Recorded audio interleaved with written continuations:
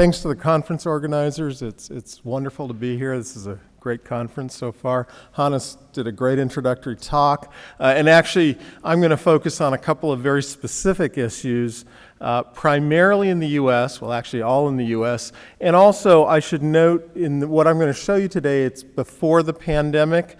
I think for some of the things I'm going to talk about today, it's really hard to know sort of what's going to happen with the recovery from the pandemic, but I'm happy in the question time to at least give you my thoughts on that.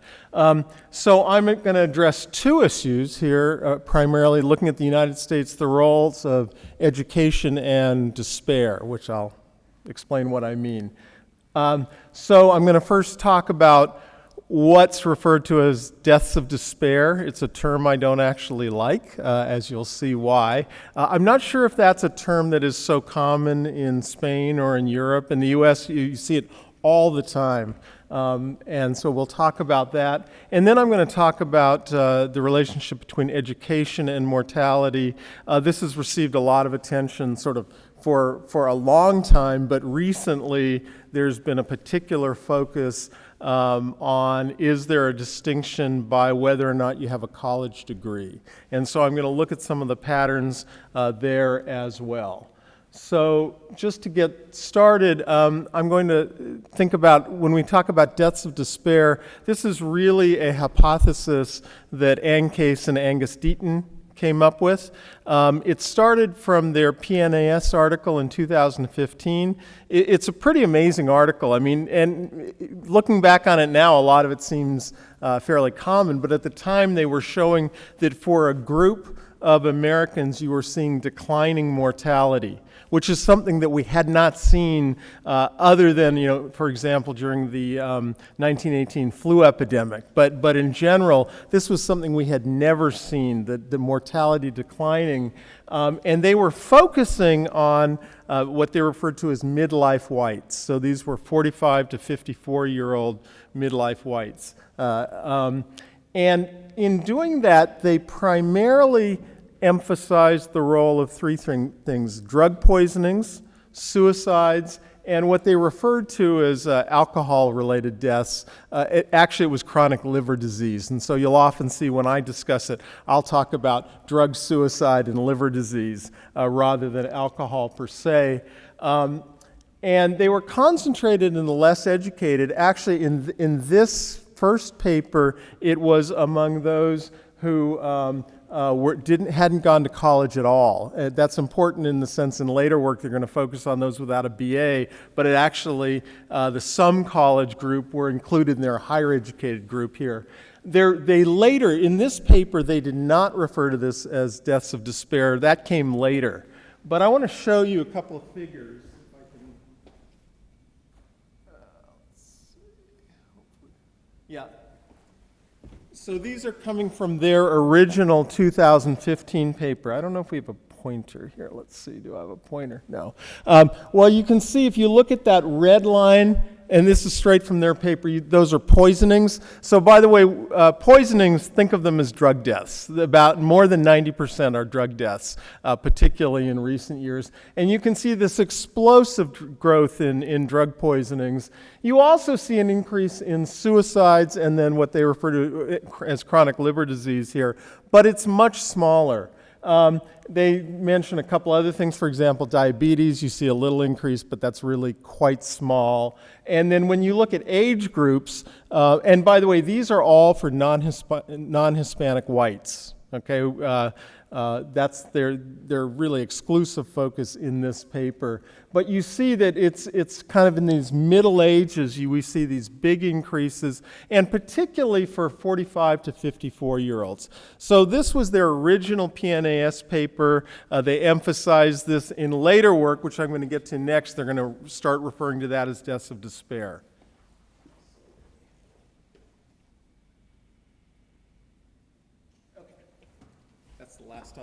That's the last time I have to go up here. All right, so they expanded on this in a 2017 Brookings paper and then in their 2020 book, which is called something like Deaths of Despair in the Future of American Capitalism. I forget exactly the name, but it's a quite well-known book.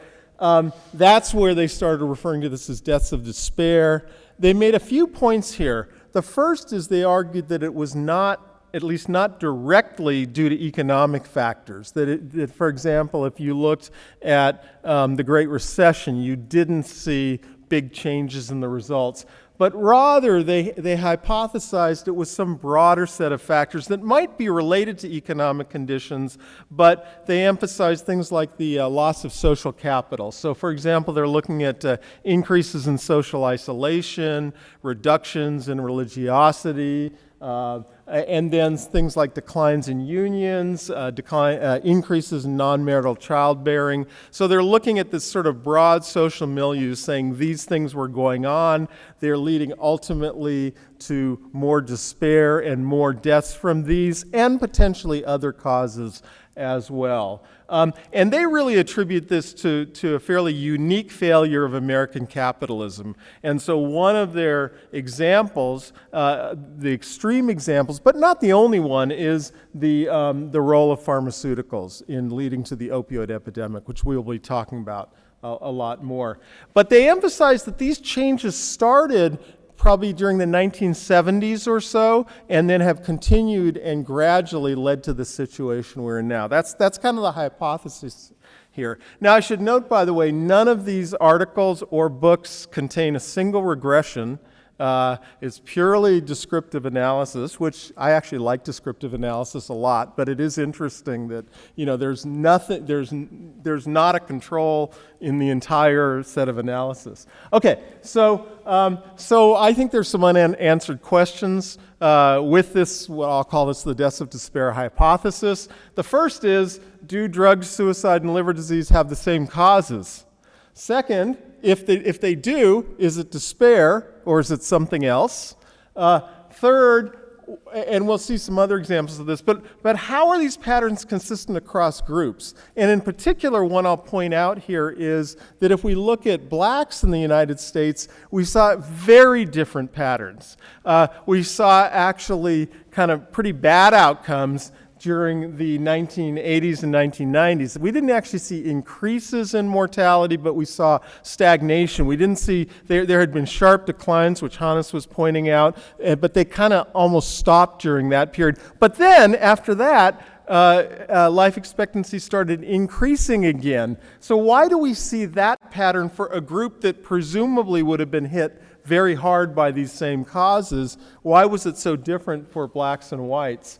Or more generally, why did it take so long? If these changes started in the 70s and 80s, why did it take 30 or 40 years for them to really show up? Now, it's possible there's some kind of complicated dynamic model that leads to that. I'm not saying that couldn't be the case, but you'd really want to think through that story quite carefully, particularly given that we know some things that where the timing seems to work really well for explaining these, like in the end of the 20th century, the HIV and crack epidemics hit the black community particularly hard, which would be consistent with that stagnation we saw for them, and then, of course, the opioid and more general drug epidemic at the beginning of this century.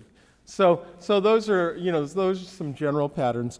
So now I want to talk about this is some of my work, and when I get to education, some work jointly with Adam Levy. So this is, again, looking at non-Hispanic whites. If you look at the patterns for sort of at midlife, going from kind of younger to older, the key point I want to make here is that we saw pretty flat mortality. So DSL here I'm going to refer to as drug, suicide, and liver disease mortality. So this is what some people are referring to as deaths of despair, but I tend not to. But they were pretty flat during the 1990s, and it was only really starting in the 2000s that they increased. So you'd like to look for something that maybe explains that pretty well. And of course, all-cause mortality rates were still improving, as Hannes was just talking about. They may not have been as improving as quickly as we would have liked them to, but there was still some progress there. But I would argue that the story of this period when they started to increase at least when we look at the drug suicide and liver disease mortality, that story is mostly about drug deaths. And so if you can see the parts that I've highlighted here, you can see among males, so this is from 1999 to 2018, almost 80% of the total change from these three causes is due to drugs. You've got essentially a tiny amount for liver disease, and then suicides are about a fifth. If you look for women, it's a little bit more even. Particularly, we see a bigger role for chronic liver disease and a bit smaller role for suicides, but drugs are still responsible for about 3/4 of the increase. So if you had to choose among these, clearly there's something really important with the drug epidemic, at least in explaining these causes of deaths. So here I break it down a little bit more for the, again, this is in midlife. So if we look at 25 to 34, that's the top set of each of these, 35 to 44, and 45 to 54. And what I want to point out here is that actually the situation changes somewhat for that 45 to 54-year-old group versus the other two. That's where you see a little bit more on these causes other than drugs. Although still it's a minority. But so, for example, for men, it's about 30% from suicide and liver disease, but it's still 70% drugs. That's even among the 45 to 54-year-olds versus among the 25 to 34-year-olds, it's like 83%. It's almost all drugs, right? So there is some difference with age, but still, we're primarily among those causes of deaths. We should really be focusing on drugs. That would be my argument. That drug poisoning deaths are really quite key. All right, some other points to note with regards to the deaths of despair hypothesis, and I've already raised some of these. If you might think if these have common causes, so if we look at drug suicide and liver disease mortality, if they have a common cause, we might expect to see common geographic patterns. That is, if there's areas of the country, for example, that have had particularly high despair, well, they're going to have increases in all of these. If they have distinct causes, we wouldn't necessarily expect to see that. And it turns out if you look at the data geographically, they're quite different. The areas that have had particularly, say, high increases in suicides are not the areas that have had particularly high increases in drug deaths. And so that raises questions about whether there is a common cause.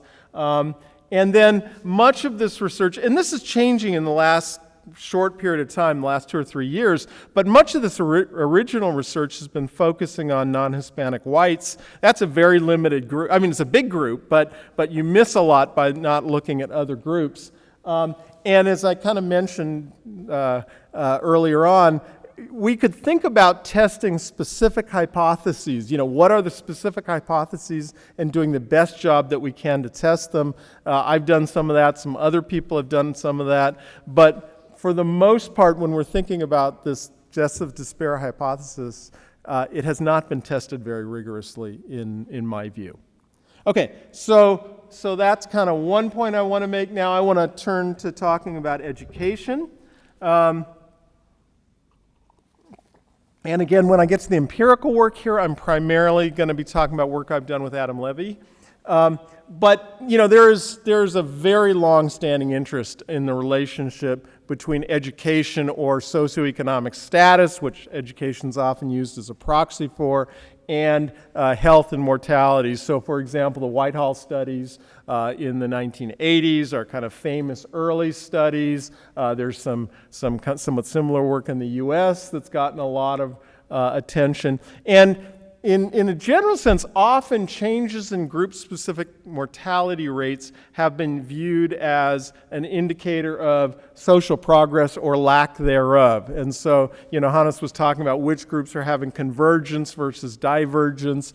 And so we want to be looking at that and thinking about that carefully. Case and Deaton have recently spent a lot of energy talking about education, and in a very specific way. They are they have made a strong claim that the key distinction, at least in the United States right now, is do you have a college degree or not? So essentially they're arguing you can compare, if you look at people without a college degree, they're relatively homogeneous versus people with a college degree, and on many dimensions, those without a college degree have done dramatically worse. And so here's a couple of figures I'm going to show you. This is from their 2023. It's actually still, it was presented at a Brookings conference, so I think it's still in draft form, but presumably pretty close to final. So they showed, this is in the U.S., this is adult life expectancy for Americans with and without a college degree. And what they show you here is this very sharp increase for those with a college degree from 1990 to, I think it's 2021, versus those without a four-year degree. It's been relatively flat. They also show the decline for both groups during the pandemic, but much sharper for the non-college degree group. And Hannes kind of gave some suggestions of that. I think that was for California, but you see it nationally as well. So they're saying, look, there is this really sharp distinction by whether or not you have a bachelor's degree or more. And then here they're showing, this is a picture they show, this is the U.S. versus 22 other countries. And again, this is kind of somewhat similar to some of the things Hannes was showing us, that the U.S. has not done well. So they started out kind of middle of the pack in 1980, and now we're doing quite poorly. Had a bigger drop during the pandemic than other countries. They also provide this one, and so if you look, it's Americans with a BA are kind of sort of at the other, they're kind of pretty comparable or doing even relatively well relative to individuals in other countries, and it's the non-BA group that's doing quite poorly. Now, we should be very cautious about how we think about that because, of course, we're comparing Americans with a bachelor's degree to all individuals in other countries, so it's not clear that that's a super interesting comparison, but it is a nice figure, I guess. Okay, so now we're going to try to look, though, at, what can we make of this? And an important issue to point out here is that the composition of the educational composition of the population has changed quite dramatically over time. So between 1992 and 2021, the percent in the U.S., and I think this is percent probably over 25, with a college degree went from 22% to 35%. So it went up by, over 50%. And actually, if you look at for women, it was even larger. It went up 18 percentage points versus 10 percentage points for men. The point here, though, then is some different people have a college degree now or didn't have a college degree versus in the past. And in fact, presumably what we'd expect to see is increasing negative selection actually for both groups. What I mean by that is if you think about if you think about individuals who would have had, say, no college degree in the past, but now have one, it was probably, on average, the most capable of the folks without a college degree in the past who get one now. And so you're taking out, on average, the most capable. That lowers the average quality of that group by some dimension. And actually, similarly, if that group was less capable than those that already had a college degree, you actually might be lowering, you have negative selection also into the college degree group, which makes it hard to know what you might expect to see, actually. But certainly it could be, and it's actually likely to be the case, that one reason the less educated might be doing worse now than they were in the past is because you've selected out some of those who would have done relatively well. If you believe that all that matters is schooling, is the amount of education you have, if that's the determinant of mortality, then none of this matters. Right? But if you believe that there's other things things that might be correlated with your education but matter, then this could be really a major issue, particularly with such large compositional shifts. So an alternative strategy that we use is to try to look at where you are in the educational distribution. Are you in the 10th percentile, the 25th percentile, the 90th percentile? And that we can compare over time. And so what I'm going to be doing in the rest of my talk here is looking at people in different quartiles of the educational distribution. So the lowest quartile, which I'll call quartile 1, that's the bottom 25%. 25 to 50, and so on. The top quartile, which I'll call quartile 4, is the top 25%. Okay, and so those are the kinds of comparisons I'm going to be showing you. It turns out it's quite hard to do this. I mean, for the data reasons, some of them that Hannes was mentioning, that the death certificate data actually gives you some indication of education, but the educational categories change over time, and you've got to merge that with population, and we've got pretty good group-specific population data, but it doesn't show you education. So you have to do actually quite a lot of work to try to come up with these quartiles that I'm going to try to show you. But you know, that's what we did. And so what we did here is we have 5-year age groups between 25 and 74. So I have 10 5-year age groups. I'm going to have 4 race ethnicity groups. So non-Hispanic white, non-Hispanic black, Hispanic, and other. Okay? I'm going to do this separately by sex, and then I'm going to have 4 educational quartiles for each group. So that means I actually have 160 of these age, race, quartile cells for each sex, and so I have 320 total. So that's what we're going to be using here for the analysis that I'm going to show you. The regression models vary a bit, but this is sort of typical with modifications. So basically, we've got a mortality rate for an age, race, ethnicity, educational quartile, and sex group by year. We're going to have that beta there is a group fixed effect. Okay? And then the delta here is going to be a group-specific trend. Different models are a little slightly different, but something similar to this. But what I'm focusing on here is the deltas. How is the group's trend comparing to others? Okay, so that's what I'm going to be showing you here. If I talk about a non-monotonicity, what I'm going to mean there is it's a case where a lower education group does better than a higher education group. Okay, so it's non-monotonic in the sense that generally we think the higher quartiles should have better trends. Usually that's bigger decreases in mortality. But if it's non-monotonic, if they actually do worse than some lower education quartile. Okay.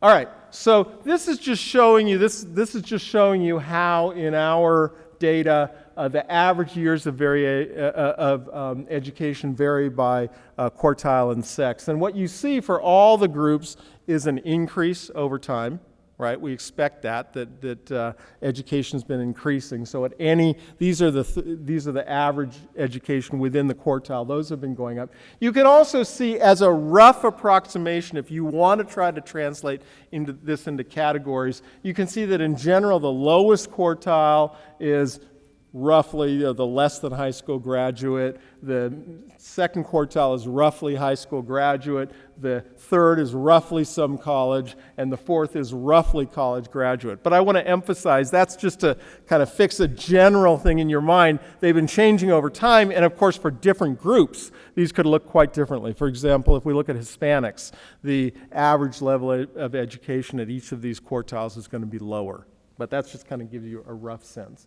Okay, so this is showing you an estimate of the overall, if I just look at what do mortality trends look like across the 4 education quartiles. Again, to remind you, 1 is the least educated quartile, and 4 is the highest educated quartile. And we're using the lowest quartile as the reference group here. And so what you see for males, this is actually quite, at least so far, this looks quite consistent with the argument Case and Deaton are making these days. There's basically no trend for the lower 3 education quartiles, but and versus a big decrease for the quartile 4, which you can think is roughly the college graduate quartile. So that actually looks pretty good for their hypothesis.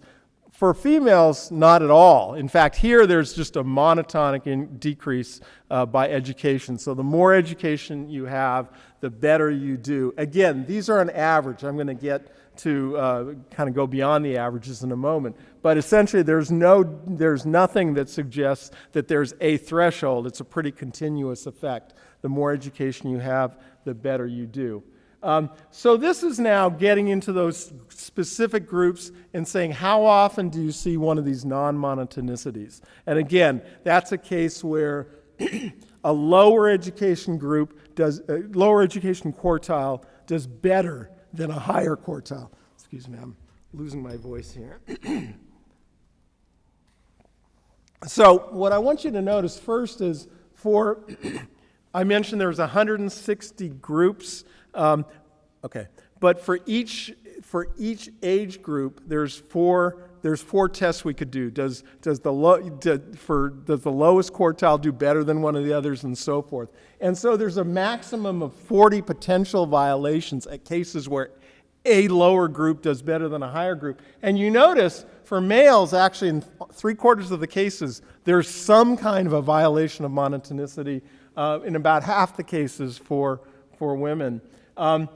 Most commonly, those are where the second quartile does better than the third quartile. And again, using that rough approximation, that would be the high school graduates doing better than the some college group. Although, again, that's a rough way to frame it. But also, particularly when we look at death rates, actually look at often the highest quartile. So 14 to 17 of the cases, so that's about, about a third of the cases, the highest quartile actually does worse than some lower quartile. So these non-monotonicities are quite common. Okay, so now I want to talk a little bit about race and cause. So this is showing you these kind of overall education quartile effects, but by race. These are for males. And you can see again for white non-Hispanic, so W and H is non-Hispanic whites, there's this kind of monotonic trend. Now there's no evidence here that there's a BA-specific effect or anything like that, but there is a monotonic trend. So again, lower means you have a better mortality rate trend. So we want lower here. And you see that, that there is this monotonic trend for whites. But for the other groups, there's really not much of an obvious trend for the other race groups. And so we may be talking in a lot of this about sort of something that's quite different by race. This is showing you for women, and pretty similar results there. So now I want to look at causes. And I know there's a lot on this picture, so I'm going to translate a couple things for you. First, I want you to look at the triangles. The triangles are drug deaths. And you can see first, the first piece of news is here a high number, a high positive number, indicates increasing mortality rates over time for drug deaths. And so we see that for almost all groups. But the real action there is for less educated whites and to some degree for less educated blacks. So we are seeing mortality trends probably in the way we expect to see them. What's interesting is if you look at some of the other causes, and so if you look at the squares there, that's HIV/AIDS, and one of the things you note actually is that there's been decreases in deaths from HIV/AIDS. That's actually not a surprise because we have much better treatments than we used to. But look who's gained the most. It's actually, if you see that, if you look at the BNH, that's black non-Hispanic blacks, Q1 has the biggest decrease, and in fact, that's pretty monotonic in the other way. This has really advantaged less educated blacks. Of course, that was the group that was hit the hardest to start, so maybe it's not a surprise, but again, telling these stories in generalities does not get us very far. That's one of the messages here. And another one that's quite interesting is if you look, for example, at, what do I want here? At cardiovascular disease or cancer, we often see, particularly for blacks, that the less educated groups have made the most progress. This is showing you a similar figure for women. A lot of the story is similar. The story for drugs is similar, and the causes for the others are fairly similar patterns, although often with less clear education gradients. Returning to the kind of thinking about sources of deaths of despair, what I have highlighted here, the blue is showing you drug deaths, and the pink, or whatever color that is showing you suicides. And again, it's to make the point that really the action on drug deaths, the increase in mortality from drug deaths, is dramatically more important than that for suicides. And again, this is one where we're seeing it's the less educated groups that tend to have been hit particularly hard. By the way, what about for the other source in that deaths of despair sort of triad, liver disease? Well, it doesn't even show up here because these are sort of major causes of deaths. This is female, same kind of thing.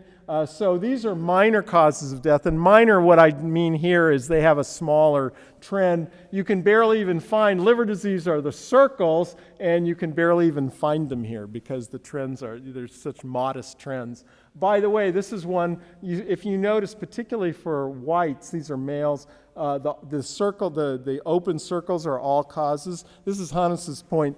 There's things going on in these causes that are, there's this composite of a whole bunch of causes. They're hard to identify, but it goes beyond just, sort of these major causes. This is showing you this for blacks as well, for women as well. Okay, so let me sum up a little bit.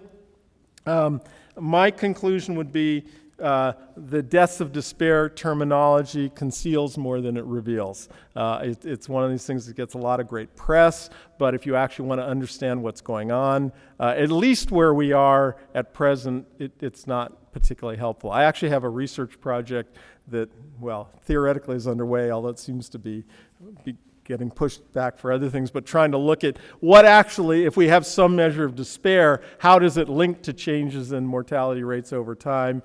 I don't have any answers yet, though, for that. I should note, too, that a lot of the action, and increasingly people are realizing this is not original to me, is in things like cardiovascular deaths and cancer deaths. So that's a lot of what's going on, and we need to understand those causes better. Education trends are complicated. Using these sort of generalities often does not get us very far, and we certainly, in my view, have to worry about, if we're looking at comparisons over time, selection changes in selection, and that the results are going to vary by cause of death in some sometimes non-intuitive ways. Okay, so I will stop there and take questions.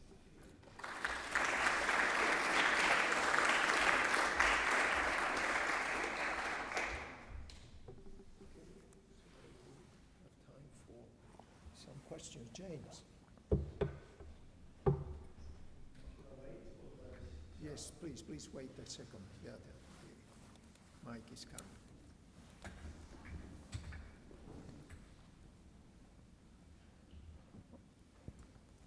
Thanks, Chris. That was terrific. Really like this focus on the continuous nature of education, which actually goes back to the way Michael Marmot and the social epidemiologists think about disadvantage. They think that if it's really a causal effect, there should be a dose-response effect. It shouldn't just be either or. And in fact, when we've been looking at inequalities around Europe, working with Angus, it's been quite clear that very bivariate BA, non-BA split doesn't really apply here because we've got education systems with, real vocational training and real opportunities for people. Well, we don't in the UK actually, but in continental Europe we do. And I think that's a really interesting perspective. It's like, what do you get when you go to college? What do you get for that extra year? And it's not, then not all years are the same, so it's not even linear in terms of quantiles. But then the way people who graduate high school in your might go through the system with some on-the-job training might be quite different from someone who aspires to go to college and drops out. So I guess the question is, to the extent there is something about education, do you know what it is about the education here? Or is it just the education moving people into parts of the lifestyle distribution, which is actually a little bit more like what Angus and Anne were saying at the start? Yeah, I mean, I think my quick answer would be we don't know enough, and I think making these arguing it's dichotomous, it's making a strong assumption about what's going on. In fact, so Angus and Ann have actually argued that one of the partial solutions is to get employers not to require college degrees, because that's sort of biasing it against people without college degrees. But of course, if that's only true if it's a very specific story about what's going on. I mean, I don't doubt that there could be something about completing a program that, so for example, starting college and not finishing, that could, there could be some negative effects of that, or that could indicate some other things. But yeah, exactly what, I mean, this is one of the age-old questions. We think education is good in some sense, I mean, for health, but exactly how it's good. Is it information? Is it, what is it?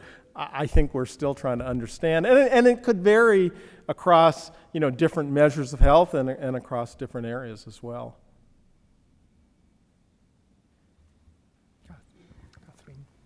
Just to pick up on that question, has anyone to your knowledge looked at the role of occupation as a mediating factor between education and these outcomes? It could be something about the kinds of jobs that people Yeah. have, the opportunities for them to work. Those could be very different for men and women with some college versus. Yeah. Yeah, that's a great question. I don't know the answer to it. You certainly would think for certain kinds of health problems, for example, it almost has to be true. I wouldn't be surprised, but honestly, I don't know.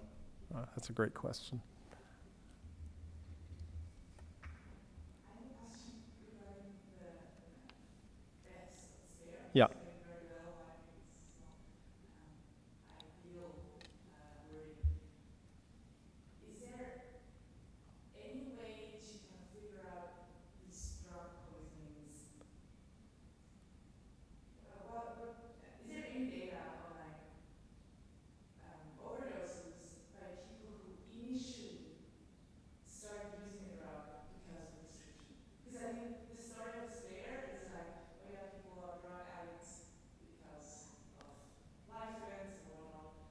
But I think the US is a special case in terms of this whole story of prescriptions and Yeah. pharma and so on. I don't know, probably your answer that there's no way to.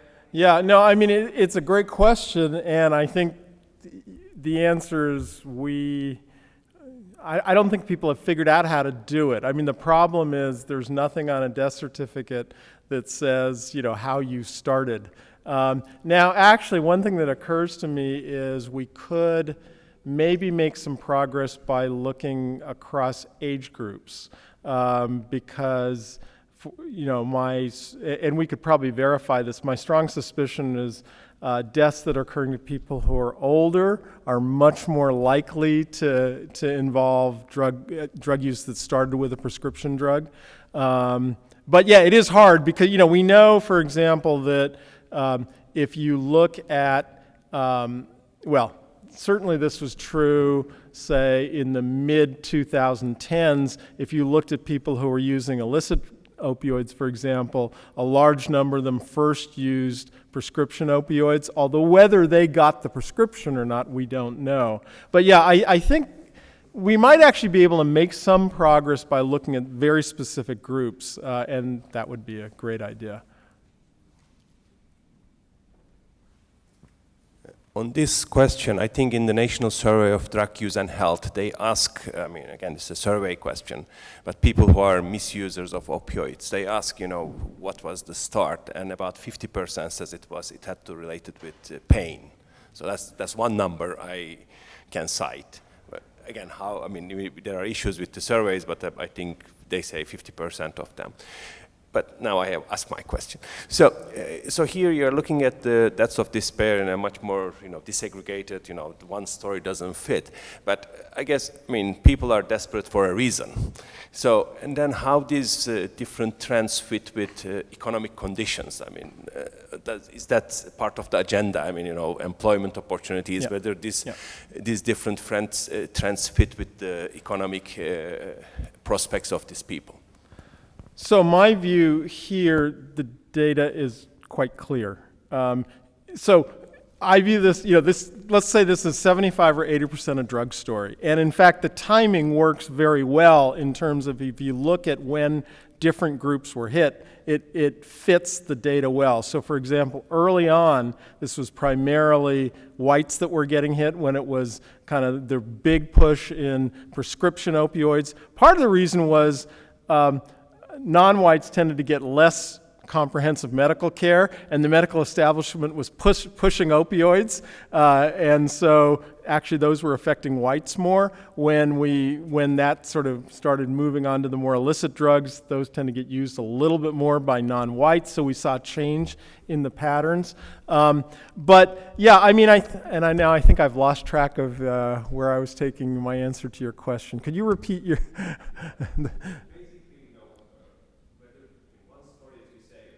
Oh, yeah. Yeah, yeah, yeah.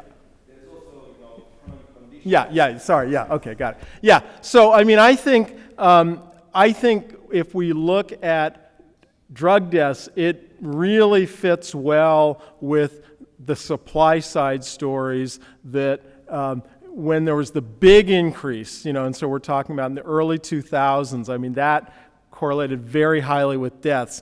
That switched to an more illicit drug problem for a variety of reasons.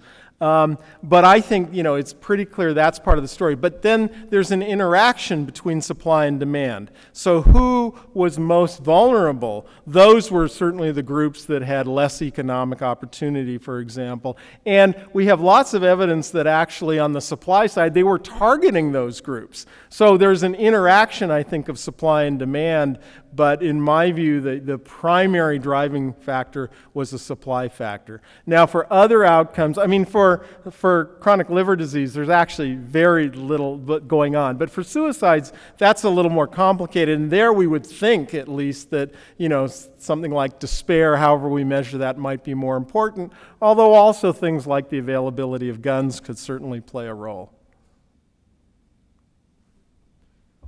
One question, Christopher, about the supply side, maybe also for Hannes. The question is, do we have comparable cross-country data if looking from the supply side, prescriptions and such?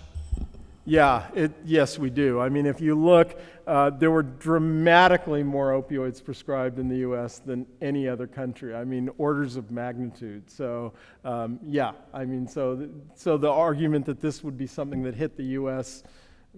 uniquely hard, or certainly much harder than other countries, is quite consistent. And I think, I don't know the legal environment in every other country, but I think, part of it was legal institutions as well that led to that.